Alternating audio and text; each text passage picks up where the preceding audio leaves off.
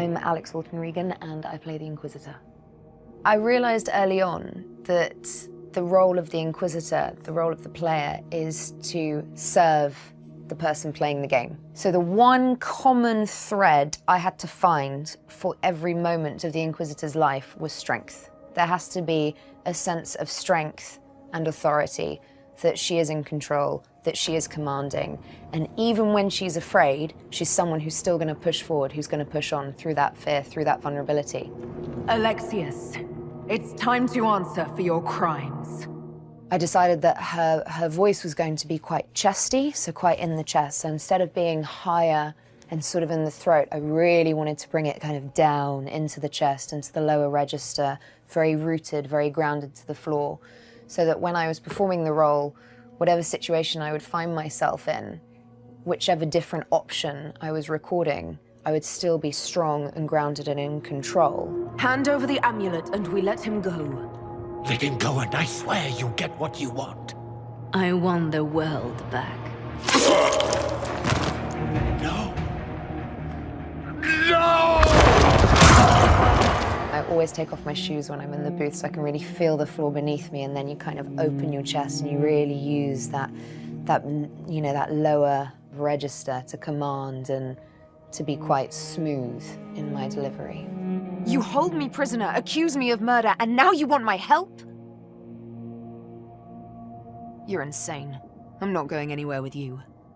I'm so thrilled to be playing a female protagonist. I think it's really important that women are represented as equally and as strongly as men are. And we can't really do that in society without having male and female leads. I feel really proud to work for a company that incorporates so many different types of people. They've got women and they've got gay and straight and bisexual and transgender characters. And that's the world we live in, so we need to represent it within the arts. And I think BioWare do. And that's why I feel very honored to work for BioWare, because they represent values that I believe in, that I hold dear. So, yeah. Well, when my character has to do a spit take in a scene, for example, obviously the only way to do that is authentically. I'm quite a method actress, so it's really important for me that I have water with me in the booth at that time, so I can take a big gulp and then someone can say something shocking or absurd and I can spit out. Incredulous. What? The mic picks up on all that lovely juicy sound of the water being spat, and yeah, it gets used in the game.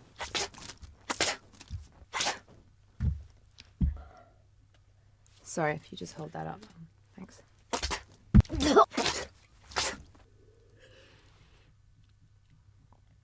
Can I get some more water, guys? I think it's really important to be as authentic as possible. I did once ask if they could bring in a horse for me on the galloping scenes, but I think someone said no. I don't know why. I thought a small Shetland pony would have worked, but they weren't keen.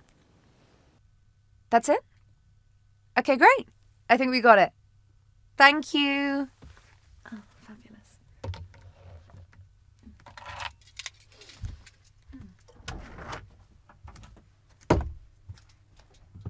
I'm done for the day, guys. I'm Freddie Prinze Jr., and I am voicing the Iron Bull. The Iron Bull's an interesting guy. He looks one way and acts another. He's very, very complicated. He's the opposite of any Qunari you've ever sort of experienced in the franchise. He is not solemn, he is not flat, he is much more emotional than your normal Qunari, and he's really only afraid of one thing, which is demons, because they possess people and make you act weird, and it freaks him out. He's still willing to kill them and hack and slash them until they're no more, but he definitely is, he's definitely afraid. He doesn't have a moral code the way we as mere mortals do. I think he looks at most species as survivalists, and they're willing to do whatever's necessary to survive. It's not good or bad, just don't get in his way or you're gonna get ripped up. He's very much on sort of the defrocked samurai path, sort of the Ronin warrior. I'm gonna do my own thing unless I find a cause worth fighting for, and I'll fight for that for as long as I see fit, and I'll have sex with everyone and move on my way. He's the James Bond of Qunari. I spent a year or two working for Fisher's Bleeders, but their captain was crap. Figured I could do better. I snapped his sword in half and we talked things out over drinks. I did James Vega for Mass Effect 3, and he was a beta personality. I will follow orders, I will do as you say. And the bull is, don't give him an order. Don't give him an order. If you're an alpha personality, he'll get along with you well. If you compliment him, he'll be like, yes, I am great, I am fantastic, but I don't care. And that's sort of who he is. He's a very sort of up and down kind of guy. We've hunted wyverns, fought through caves to find some old magical crap, even went giant baiting once. I've never had the passion for the movies and television that I've had for video games. So it's funny, the first one I ever did was Mass Effect, the first time I got to voice a video game. And I feel like gamers know how the characters should act. I feel like sometimes you play games and you just know the guy doesn't play. You know what I mean? I'm not gonna blow anybody up, but you know who you are, and you shouldn't be doing it. Anybody mind if I take some souvenirs? Maybe just a couple of those pronged helmets. Right. You two just work whatever that is out of your system. Like poison. Weird ass poison. And the thing that Mass Effect did, and a lot of BioWare games do, is they really play into the psychology of it. And it's not so much about empowering the gamer as empowering everyone in the game. The fact that you could have relationships, you know, whether they were sexual and adult in nature, or whether they were just two friends and soldiers looking out for one another and knowing that they've both gone through a lot of crap, it was a big deal. And I think that's why people sort of connected to the Shepard character so much more. Like, you play Super Mario Brothers, but you're not Mario, right? You push a button and he jumps and he says, hey, look at me. But you're never him, right? You're Shepard. Like, everything about him is your choice. So that's, I think, why the game was so special. And that's why the Dragon Age games work, because they give not just you power to make the character your own. It goes way deeper than that. It's about relationships and who do you trust and what type of characters do you like to bring into battle with you, who's going to help you bottleneck these mages, who's going to help you stay out of line of sight. We're talking Dragon Age now. Line of sight means if the mage can see you, you're frigging dead. So have a wall between you, have a corner, and send your henchmen to go help you out. And that's a good trick to get you through. All the pros are like, yeah, whatever, we know that. But there's new people too. Hello, I'm Miranda Raisin and I play Cassandra Pentecost. Cassandra is, well, the first word that springs to mind is she's a toughie. Whenever I've done sessions playing Cassandra, I always kind of leave just walking a little bit taller. She's not exactly softer than when you last saw her, but there's definitely a more human side to her now. She's a warrior, but she's got her inner demons as well, and I think that makes her quite human. She's a sucker for romance, it turns out. She, you know, appears to be somebody who's kind of wears a metaphorical chastity belt, or is, you know, everything's kind of hidden beneath the armor. You know, she's not sort of masculine. She's just a girl who's not a girly girl, who's kind of honed a certain part of her. We take our victories where we can. What's important is that your mark is now stable, as is the breach. In Dragon Age 2, she just has no patience for Varric whatsoever, and she just sees him as a ridiculous fool of a dwarf. But I mean, they're not the best of friends. But there's a new dynamic, really, I think, to their relationship now. She has a sort of grudging, if not respect, I think she gets more where he's coming from now. You sort of find out more in this game about Cassandra's background and difficult things that she's had to deal with in her youth. She's definitely got a vulnerability that I think is necessarily shown, you know, in very difficult times. She's quite unexpectedly good at comforting other people when they're in real trouble, and I don't think the Cassandra of Dragon Age 2 would necessarily have been quite so good at empathizing with other players and reaching out to them. She was sort of an angrier person, and now the anger is sort of more on the outside, more manifested itself into her physicality, and I think made her stronger physically, but more vulnerable sort of inside.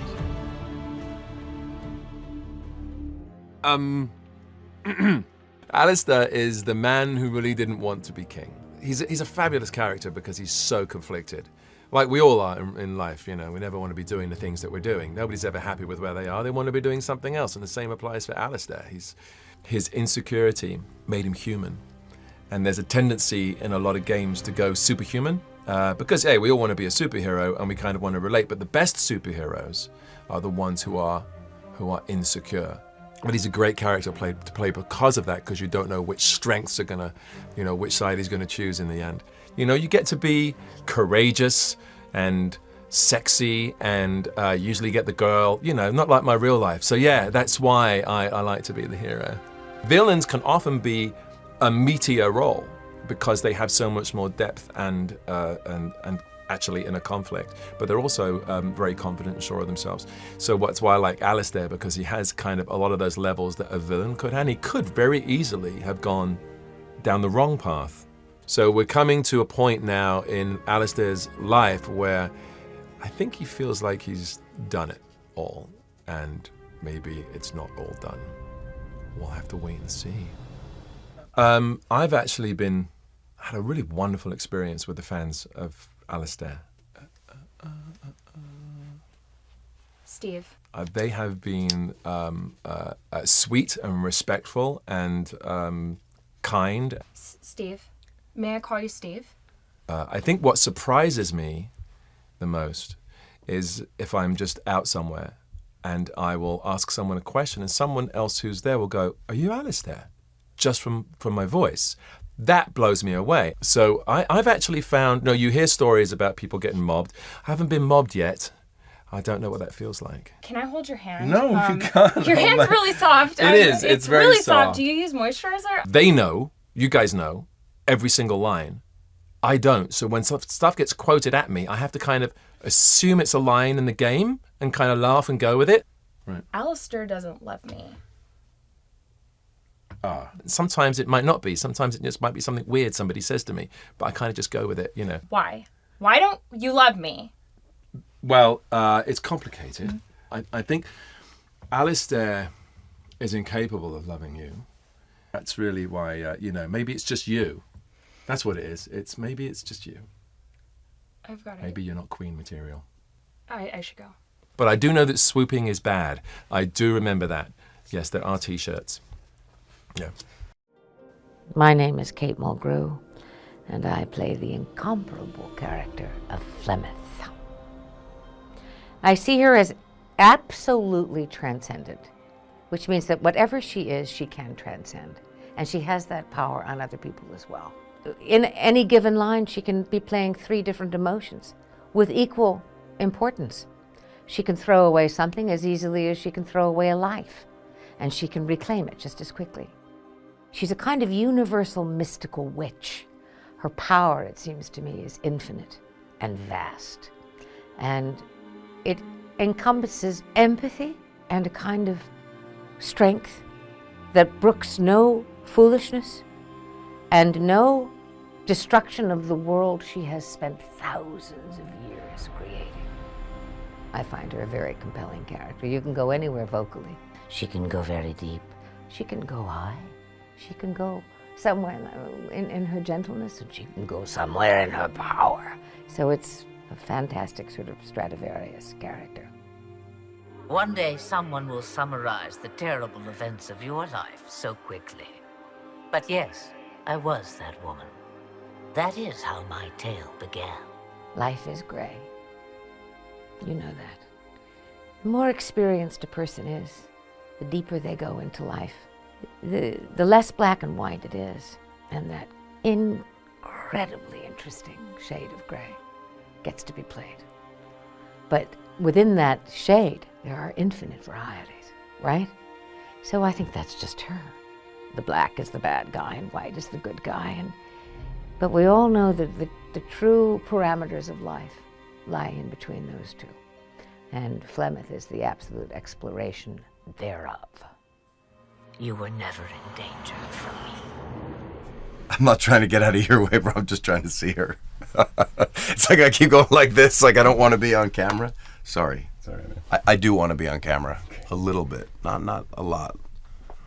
Hi, I'm Brian Bloom, and I play Varric in Dragon Age Inquisition.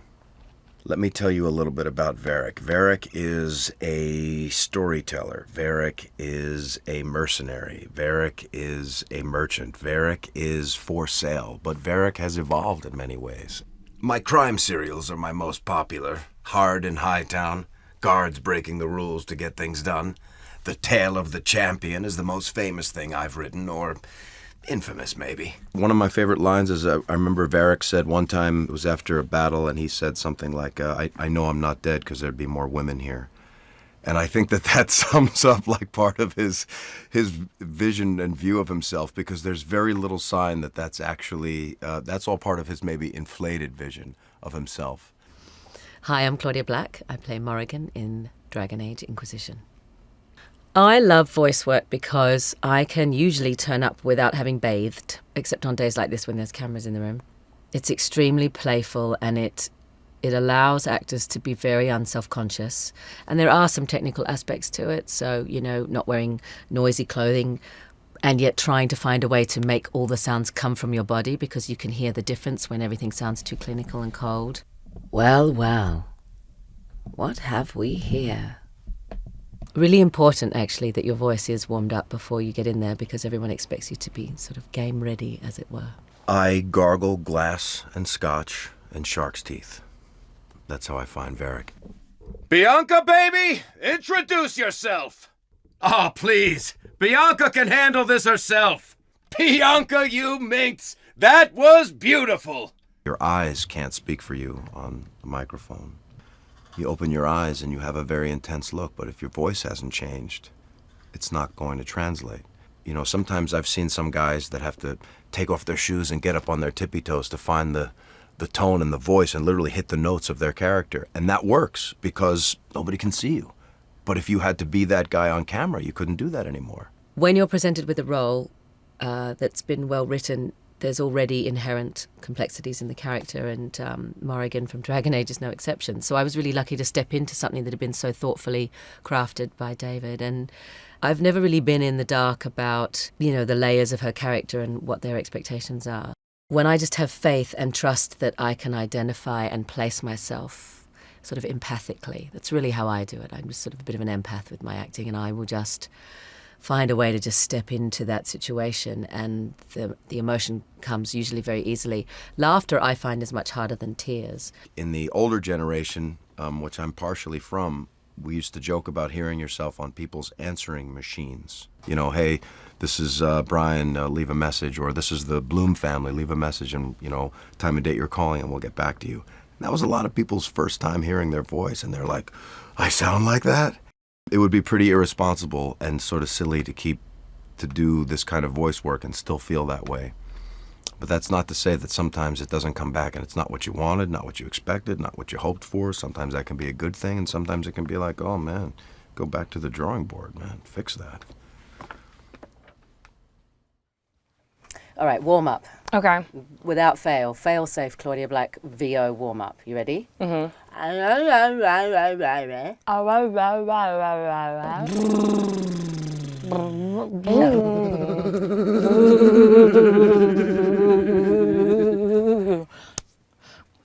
Now do it to me.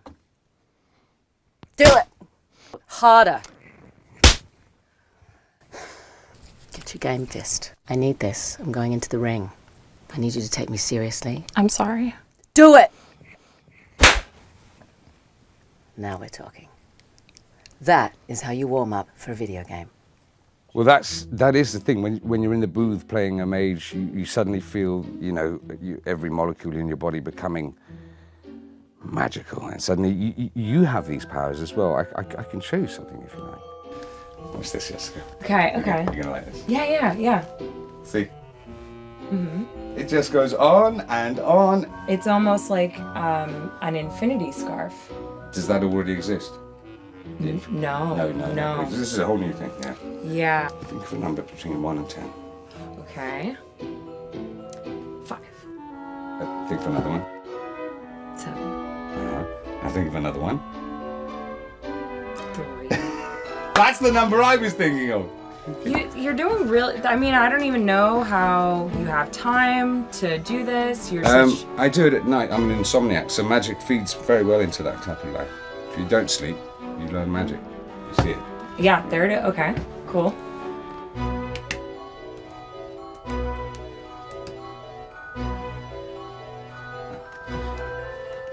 This one. That one. Brilliant! Brilliant. Oh man. You see? Okay. There's something behind you, really. Oh yeah. Oh. Yeah. Yeah. I got it. I don't really know whether I should show you this one. I've been working on it a long time. No, please do. I'm enjoying this. I promise. Okay. I know. I don't mean to be so tough. I really am enjoying this. Okay. Please. What? Magic. I'm Rosie Bucknell. Well, I'm from Wales, but I live in Yorkshire. I'm Stephen Kelly, and I'm from Edinburgh, Scotland. I'm a mum. I've got 2 little girls. I'm a librarian, and now I'm a voice actress. Oh my God! You guys, welcome to Side UK. Come on in. Are you ready to do some VO? Yeah. Let's go. And I mean, I've never been in a professional studio, and so the fact that the first one was BioWare was just, wow, you know, you can't get better than that. Right, you guys are in Studio 2 today. Do you want to come in and meet the team? Sure. Cool, let's go.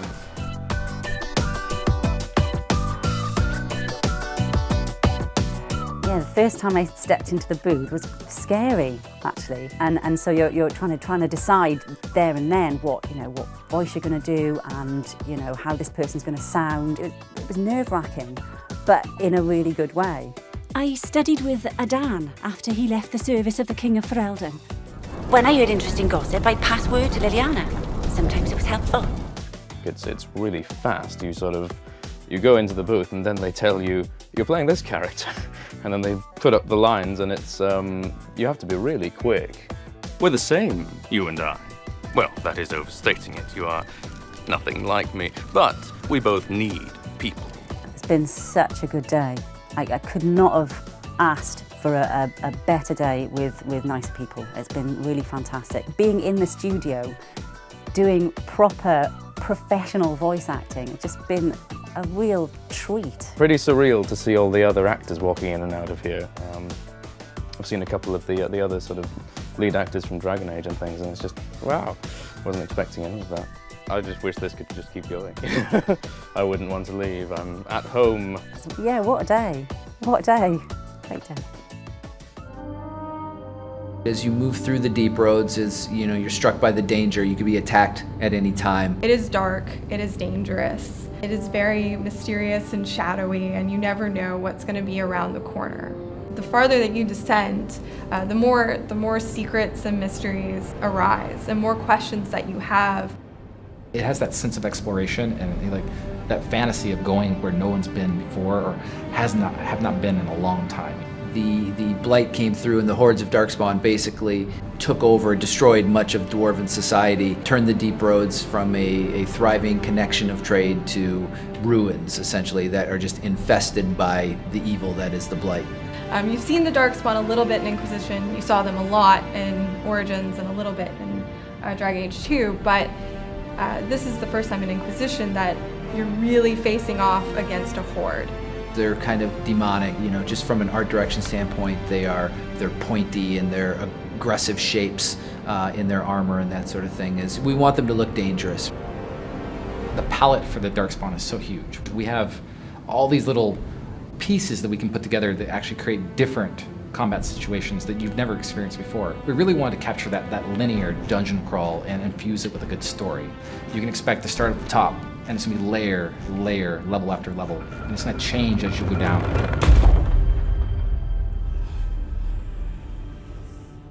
Players can expect a lot of mystery. What you think you know about the Deep Roads might not necessarily be everything about the Deep Roads. It's not just about Dwarven civilization down there. There's much more than meets the eye.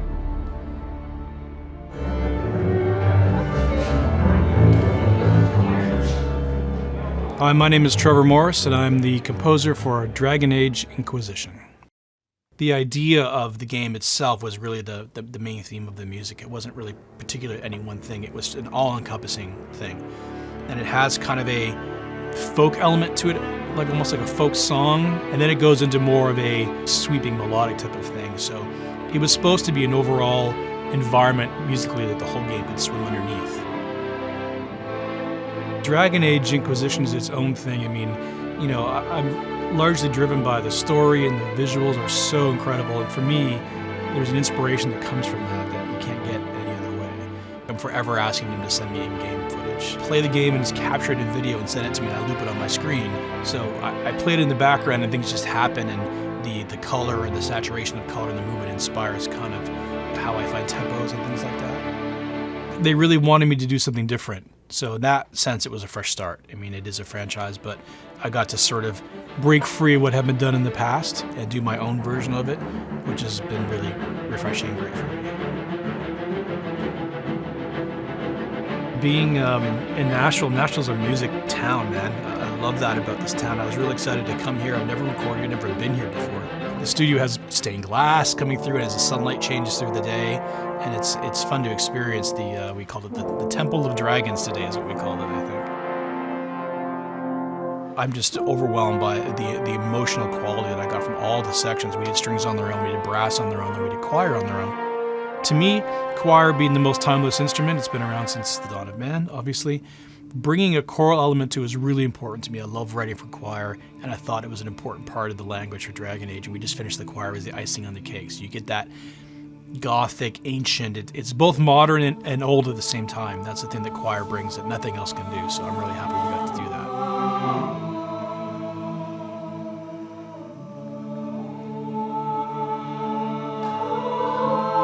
My roots are in choir. I sang in choir as a kid, and it's funny how it works, isn't it? You know, I come full circle in my career to a place where I end up either gravitating toward or projects gravitate toward me that have a choral element in them. So for me, writing for choir is really like coming home in a way. I mean, as a composer, having your score come to life from your head to actual live musicians is always a thrill. And sometimes it's what you expect, sometimes it's not as good as you expect. And in this case, here in Nashville, it just exceeded what I ever hoped it would be. It just sounds amazing, so I'm pretty stoked. So Bioware are known for creating these great RPGs that people really seem to connect with. What do you think is the secret? Well, at Bioware we start with great stories, and we've learned over the years that great stories come from great characters. So we spend a lot of time on the characters themselves, characters you can get personally involved with, characters with a lot of depth, characters with backstory, characters with motivations. We've tried to build all of those things in the games over the years, and we're doing that now in Dragon Age Inquisition. Well, I think it's really about bettering what's gone before. Bioware has a great legacy in the RPG market, but also from an artistic standpoint. So when we're approaching a game like Dragon Age Inquisition, really we're thinking, how can we make it bigger? How can it be more lush, more creatively fulfilling? Where do you start with it? I mean, it's a big project. What's the kicking off point? So the writers often have a lot of ideas, and they start by drafting out the characters themselves, the places they want to go in the lore, the kinds of scenarios they want the player to get involved in. When we first start, we'll start talking in broad concepts. We don't want the writers to get too far ahead, so we'll say noble knight or a thief with a heart of gold. We'll just start with sort of broad strokes. What are the big do's and don'ts, would you say, of making a Bioware RPG? Always make sure the story is there, and first and foremost, always make sure players feel like they're getting a big, epic story, something that you couldn't have in real life, something that feels like it's bigger than the player themselves. Do's and don'ts. Well, you do want to give the player a feeling that their choices matter. That we're not saying that you have to feel this way about whatever choice is being presented or whatever is happening in the world. You may not always have a choice of what to do about it, but you should have a choice about who you are. When it comes to the followers, the people who travel with you in the story, they are the ciphers through which the player interacts with all the big themes. So if we have the Templars and Mages as being two big elements in this story, we're going to want somebody who embraces the view of the Templars, someone who embraces the view of the Mages, and gives it a personal face. Because otherwise these are very abstract issues. So would you say you've got any don'ts when it comes to making RPG? Yeah, I think don't constrain your player too much. Definitely players want amazing, epic experiences. You can have intimate moments, you can have smaller moments in there, but they need to be there alongside the really big moments of the game. Other don'ts include, don't think you know what the player wants. You can tell a story, but how players will experience it is up to them. Don't talk down to your audience. You can run with the assumption that your audience is smart enough to figure out things by context. Don't assume that your audience is only made up of one type of person. There's a lot of different people that play the game. We're lucky with Dragon Age because you've got that ability to go in there, mine some really cool things. You still want to have a great story, we still want to have a beautiful world you can immerse yourself in, but the way you go about achieving that is very different. Aaron, thank you very much. And make sure you look out for more videos from my trip to BioWare.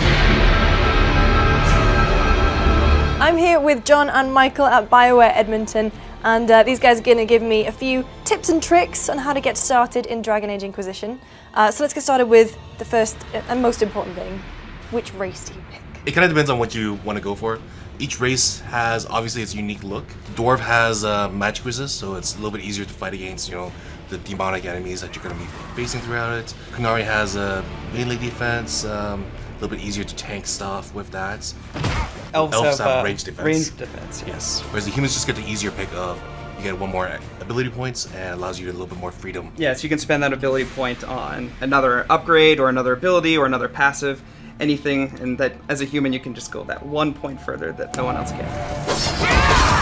Which races do you guys play as? I'm a dwarf female. My playthrough. I go human because I like to get that extra oomph. But dwarves can't be mages. No, so I'm playing as a warrior. We have 3 classes in Inquisition. You have a warrior, you have a mage, and you have a rogue. How do you choose? We're a party-based game, so you can choose what you want to play as. That's your character, but you already have your party to flesh out everything else that you don't have. Yeah, you definitely want to try and have a balanced party, and having the followers there with so many options, it's really easy to find someone that both you like in the story, but can also support you in combat. Who else is in your party?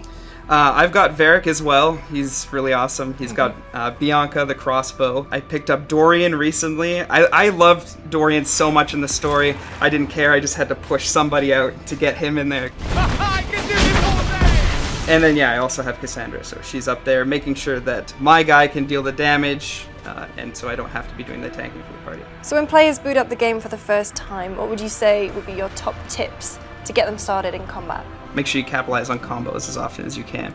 Cross-class combos are the most effective, so setting up a state like freeze or paralyze with your mage, and then coming in with your warrior and hitting him with mighty blow to have a huge electrical explosion or shatter that frozen guy. Also, keep in mind the soft combos too. So abilities that may not seem like they work well together, but when you put them together, they work really well. So something like Pull of the Abyss and a Fire Mine. And last of all, it's an RPG, and it's one of the great things about us is just experiment, right? We've got respecs potions for everyone. It's pretty cheap to do, and it's fairly easy to just switch out what your party loadout is. So just experiment, see what interests you, and what is fun as an ability. I think we give you right away Winter's Grasp. Yeah. And that's just an amazing ability. It's single target, but it CCs, it does cold damage, and it freezes them for a short duration. And that's super useful. Freezing someone solid is still going to be a good idea, 50 hours into the game, as soon as it was at level 1. John and Mike, thank you very much. I feel prepared to lead the Inquisition now. You're welcome. Make sure you look out for more videos from my trip to BioWare. So I'm here with Ben McGrath, who is the lead environment artist here at BioWare Edmonton on Dragon Age Inquisition. So Ben, let's get things started. What exactly do you do here? Well, I lead the team that creates all of the level art for the game. So Inquisition is being made in Frostbite 3. How has that changed the way you guys work, especially when it comes to environments? So Frostbite 3 has offered us much more advanced rendering capabilities than our previous engine, allowed us to have a lot of micro detail in the environment.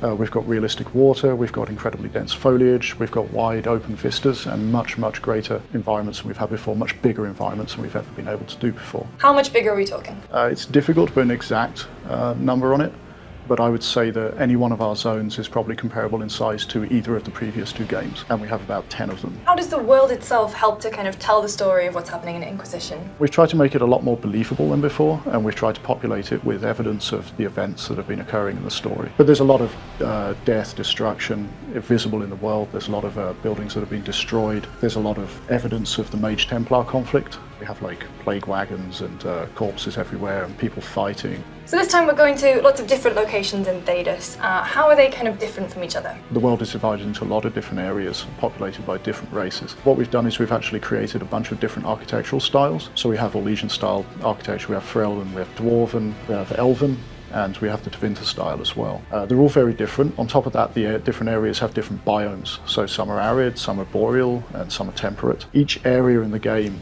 can often be wildly different because it has different flora and fauna and a different architectural style. What was the biggest challenge when you were developing it? Coming up with systemic gameplay elements that layer on top of each other and allow for events to occur every 20 or 30 seconds or so in the world is really difficult. Can you talk a little bit about these kind of events going around? We have all kinds of things. We have you know, your average skirmishes that go on, and we have bandits raiding areas, then we have mages and templars fighting. We have these weird kind of but cool puzzle mechanics like the ancient view skulls that you can look through and find hidden stuff. We have like astrariums where you solve logic puzzles, which are cool. Again, they open up hidden dungeons, you can find mounts, you can go hunting, it goes on and on. So how have you managed to kind of balance the having stuff to do in the open world with sort of trying to keep people on track with the main story? So that's exactly where the Inquisition mechanics come in. So everything that you do in the world feeds back into the concept of the Inquisition and this army that you're building. You can claim camps, and those give you a small base of operations. You can also claim keeps. And then the decisions you make throughout the story affect what's going on in the world. So depending on what you say or do, you can find Templars roaming the landscape, or mages, or bandits, and so on. Ben, thank you so much for telling me about Dragon Age Inquisition's environments. For more on the game, make sure you look out for some more of our videos from here at BioWare Edmonton. I'm here at BioWare with Ryan Rosenke, who is the lead visual effects artist on Dragon Age Inquisition. So Ryan, whenever I think of visual effects, I think of movies. I think of real actors and then digital effects put in afterwards. How is it different for video games? It's not so different. In film, you know, what you can do with special effects drives the shot and all that. It's similar to that in video games. So when it comes to, you know, attacking and combat, what visual effects might occur that we might not really notice as being visual effects? There's quite a bit of work just in all the elemental upgrades to the weapons. They each have a unique impact and sound. It really brings a lot of depth into customizing your weapon, because you're rewarded when you equip it. You have now cool flames on your bow or whatever, or you're shooting different projectiles. So would you say each character has their own sort of different style when it comes to the visual effects? Every follower in Dragon Age has their own unique flavor to their combat. Like even the different, like you choose mage, but Vivian versus Solus versus some of the other enemy mages, they all have different magic. So just walking around the levels, what kind of visual effects can you just see, just walking around? Oh, you'll see tons of torches, and you'll see lots of campfires where people have set up camp. You'll see foggy areas. You'll see special, spectacular levels that have their own sets of unique effects. You'll see the changes from battle, like you'll see the destruction from a huge war, and you'll see how the impact that the Fade has on the environment. Which is your favorite ability? The meteor storm was fun. It went through like gigantic meteors to like medium meteors, but we're really happy with the way that it turned out. Ryan, thank you so much. For more Dragon Age Inquisition goodness, make sure you keep your eye out for some more of my videos from my time here at BioWare Edmonton. Tactical cameras back. What was the rationale for bringing it back? We do speak to our fans a lot, and we looked at what people loved about Dragon Age Origins and what they loved about Dragon Age 2. And there was definitely a sense that people wanted to be more thoughtful in combat. So the tactical camera is a great way to do that. So it allows you to pull the camera all the way up, pause the game, and have a think about the battlefield and sort of pan around and sort of see what's happening, what enemies you're facing against, where they're positioned, you know, what they're doing, and then issue orders to particular characters in your party. You know, examples of it would be, you know, there might be a choke point and you want to sort of bunch up the enemies, in that sort of choke point so you can rain fiery death down on them. So you can send your warrior forward, hold the ground at that choke point. Whilst they're doing that, then you can maybe send your ranged attackers up on sort of cliffs or high ground and start slaughtering people. The nice thing is, baseline, you can kind of pick how you want to play. If you're an action player, you can play without tactical cam, and you're going to get all the stuff that's sweet with action. If you like to, take time out of the equation, moment to moment, think through every single move, then tactical cam lets you do that. I'm kind of more straight in the middle, so I'll start off a fight in tactical cam, scout the area, see what I'm up against, then I'll maybe dive in with action after putting in a couple commands through tac cam. And then if things get really crazy, sometimes I need to just take a step back and be like, okay, everybody stop, because I need to know what to do now. It can be somewhat of a pressure valve for players. They can feel sometimes overwhelmed with how much is going on. Every now and then, if I get into tough spots or tough combat encounters, that's when I'll pull up the tactical camera and be like, okay, well, what do I need to do here, and be a bit more thoughtful. We've added movement lines into the tactical camera, so when you tell someone to go move to a certain spot or hold a certain spot, it will draw a line about how they're going to get to that spot, which is good information to have about pathing of enemies and your characters. And then we've also added in an ability when they're panning around in the tactical cam, they can hover over enemies and they can see information on that enemy. And the more that you research and the more that you fight that type of enemy, the more information is going to be available to you. So you may see things like their health, their armor, what strengths or weaknesses they have. It's extra information. It's another layer on top of the original tactical camera.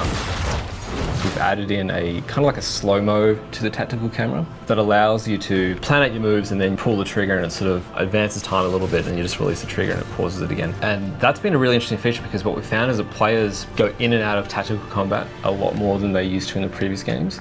So in Origins, it was very much like players would either play in tactical or in action in real time, and they never really go between the two. In Inquisition, we're finding that they're definitely going in and out a hell of a lot more. So I think that'll feel a lot more fluid and a lot more seamless experience as they play through.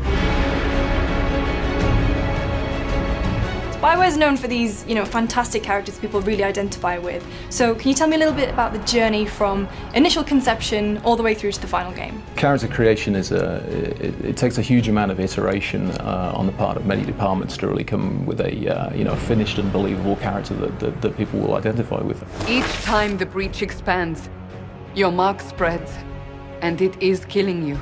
So how do the writers and the artists work together? We could work in a bubble, I suppose, and write what the character is, the story, and so forth. And I think it's always better when we work as a team. We start working with the writers and the designers to really get an idea of the world, get an idea of how the characters are going to react to each other, their personalities, and then we take that to the concept artists, we start sketching it up. The visual appearance of the characters takes a lot of work and again takes a lot of iteration. So it could be hair, or it could be the shape of the face, making all these things look realistic enough for players to be able to get attached to. It's very, very difficult. But you definitely see it sort of moves along, and then suddenly it's like bang, and it's unreal. And you're like, wow, that's amazing. Aren't you charming? So you have that eureka moment where the character just sort of appears. I think you really do when and it's often actually quite late in development when there's a lot of tech that's been built and a lot of animation's been done and the voice actors have been working, and then at some point you look at it one day and you're like, you look at the next thing and you're like, wow, that's actually amazing. The key is to try and get inside the character and figure out what their personality is and how that's going to manifest itself in a physical way. We have a great new character in Dragon Age Inquisition called Iron Bull. He's a Qunari warrior, and being Qunari, he's huge and muscular. Iron Bull, I presume. Yeah, the horns usually give it away. And he has some wonderful lines as well. He's voiced by Freddie Prinze Jr. And he's brought a wonderful amount of personality to the character. And all these things go into the kind of iterative melting pot that the artist can work with. So for instance, Iron Bull he only has one eye, he has an eye patch, so it instantly suggests that there's a backstory around Iron Bull. How did he lose it? Why does he adopt the patch? And those kind of little sort of creative tweaks can really influence people's perceptions of a character, and they can go all the way through from just his physical manifestation to the clothing that he wears, to the equipment that he carries, and of course when you get actually into the game and playing it, the moves that he makes.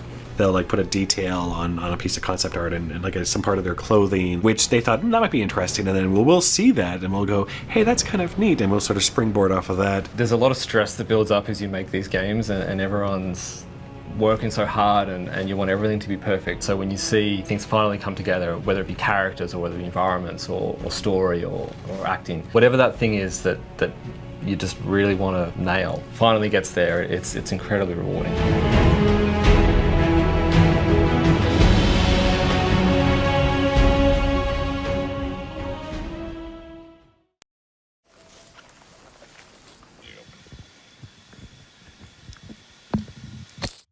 Here at BioWare, we like to make our sound for our games unique and authentic.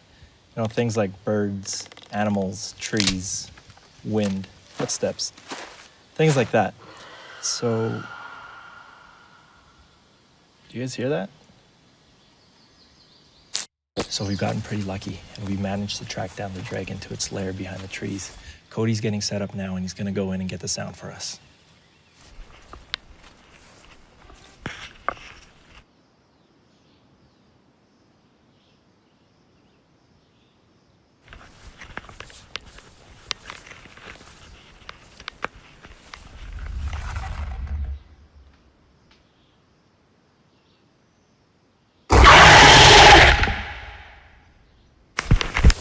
I got it!